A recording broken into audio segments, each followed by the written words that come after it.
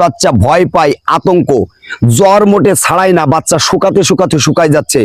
আর অনেকে বলতেছেন আমার বাচ্চা কাচ্চা ভয় পায়, রাত্রি কান্নাকাটি করে, বাচ্চা কাচ্চা আপনার শুকাতে শুকাতে শুকায় যাচ্ছে, যে একা একা কান্নাকাটি করতেছে।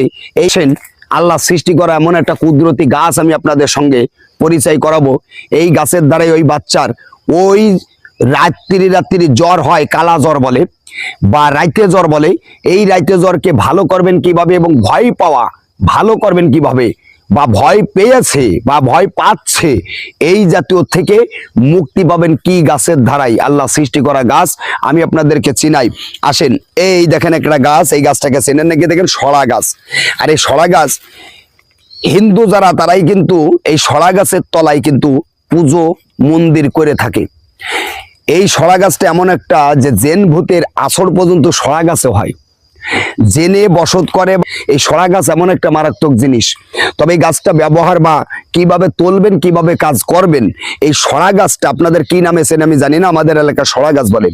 এই সড়া গাছের শিকড় ভালো করে খুঁজে নেবেন যে উত্তরমুখী কোন শিকড়টা গেছে, আগে একদিন দেখে নেবেন, পরের দিন যে তুলতে সহজ হবে। যেদিন তুলবেন ওই দিন কিন্তু হতে হবে আপনার শনিবার অথবা মঙ্গলবার, শনিবার অথবা মঙ্গলবার।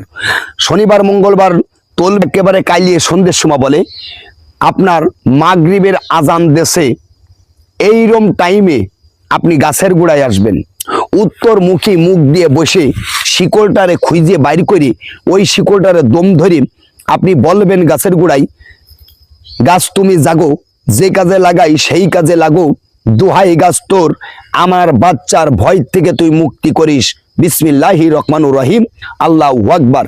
টাইম দিয়ে উঠে নিয়ে আসবেন। ওই সন্ধ্যের সময় তাবিজটারে পুড়ে একটা লোহার মাদুলি অথবা তামার মাদুলি বা রূপার মাদুলি, যে কোনো মাদুলির ভিতরে এই তাবিজটা এই গাছটারে ঢুকোই এক কর কাটবেন, 1 ইঞ্চির মতো কাইটে আপনি সুন্দর করে মাদুলির ভিতর ভরে দিয়ে আপনি মোম দিয়ে মাটি দিয়ে মুখ আটকাইয়ে বাচ্চার গলায় বেঁধে দেবেন।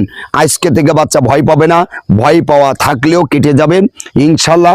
ওই বাচ্চা আর শুকাবে না, ভালো মন্দ আপনার কথা শুনবে, সুন্দরভাবে চলতে পারবে ইনশাল্লাহ। ভিডিওটা 10 জনকে দেখার সুযোগ করে দেবেন, যাতে আরো 10 জন দেখে উপকার পায়, এবং পাশাপাশি উপকার পাইলে আপনারা আমার জন্য একটু দোয়া করবেন।